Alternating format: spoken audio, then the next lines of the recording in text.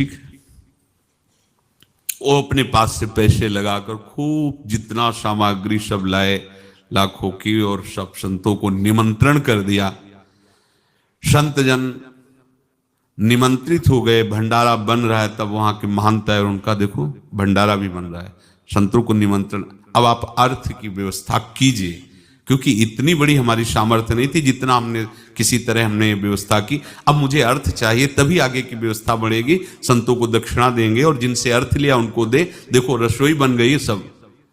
उनका छत में विश्वास नहीं तो ये अभी चूड़ी खोली। उनको तो था ना कि मोहरे हैं कंकड़। तो जैसे कितना उनको सदमा लगा होगा, हजारों संतों का निमंत्रण, रसोई बन, मतलब संत हो के छल कपट। तो उनका महाराज आपने तो हमारा नाश कर दिया, जो महंत थे। अब बताओ रसोई बन गई, संत निमंत्रित हो गए, और आप ये कंकड़ दिखा रहे हैं हमको। आपने तो हमें बर्बाद कर दिया, हमारी इतनी सामर्थ्य नहीं थी, आप पहले बता देते। संत होकर ऐसा छल कपट। अब वो बोले तो क्या बोले, क्योंकि उनको पता था कि मोहरे हैं इसमें। अंदर से उनका चिंतन गया उसी सेठ के पास, अच्छा ऐसा धोखा हमारे साथ किया, भोगोगे तुम। ये जो निकलता है ना भोगोगे, ये अकाट्य होता है। क्योंकि किसी का भी हृदय, मान लो किसी भी जीव जंतु को आप कष्ट दें और उसका हृदय आह भर जाए, तो वो आह वज्र की लीक है, तुम्हें भोगना पड़ेगा। वो देखो भीष्म जी को भोगना पड़ रहा है ना।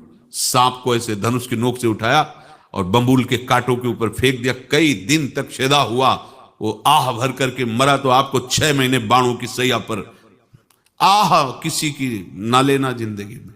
कोई ऐसा कोई आह भर करके कह दिया तुम समर्थ हो, हम तो कुछ कर नहीं सकते, और अंदर से दुखी, फिर तुम्हारी सामर्थ्य काम नहीं करेगी, मिट्टी में मिला देगी। फिर ये तो संत थे, और भगवत आराधना के लिए, संत आराधना के लिए ही ऐसा किए हुए थे। अब इनका कैसे मुंह दिखाएं, अब क्या करें। सुबह संत जन आएंगे, सबके बीच में हमारी कि देखो इन्होंने, अब क्या करें। गए और संगम में जाके छलांग लगाई, अपने प्राण त्याग दिए। अब उनके तो पास मोहरे थी और व्यापार बढ़ा, और 9-10 महीने बाद ही लड़का हुआ। अब तो उनको कि संत फलीभूत हो गया। देखो व्यापार चल रहा, लड़का नहीं होता था, लड़का भी हो गया। बड़ा आनंद छा रहा है। जब से वो प्रकट हुए और धन की वृद्धि शुरू हो गई, पढ़ाई लिखाई में उनके खर्चा हुआ सब, बस बीमारी शुरू हो गई उनके शरीर में। अब उसमें पैसा जाना शुरू हुआ। इतने आसक्त तो वो दोनों हो गए कि कुछ भी हो, व्यापार ठप, संपत्ति बेचना शुरू। तो उन्होंने कहा कि बेटा मैं क्या कर सकता हूं तुम्हारे लिए।